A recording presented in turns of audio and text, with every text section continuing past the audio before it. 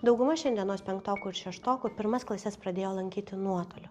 Ir tai turėjo labai didelį poveikį jų mokymosi pagrindams. Matau vaikus, kurie iš pažiūros atrodo protingi, tačiau nesupranta, ką skaito. Jie greitai pavargsta, sunkiai sutelkia dėmesį, o kai kurių rašysena vis dar kaip ant rokų. O galvoje visiškas chaosas.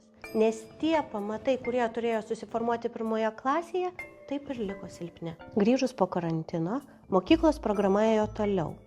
Bet įgūdžių trūkumai yra tokie dideli, kad vaikams pradeda atrodyti, kad su jais kažkas negerai.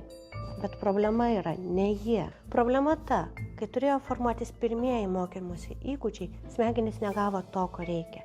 Ir dabar, kai mokykla prašo važiuoti toliau, jie paprasčiausiai neturi su kuo važiuoti. Čia padėti galime mes. Lavindami kognityvinius įgūdžius mes suteikėme vaikams tvirtą pagrindą mokytis.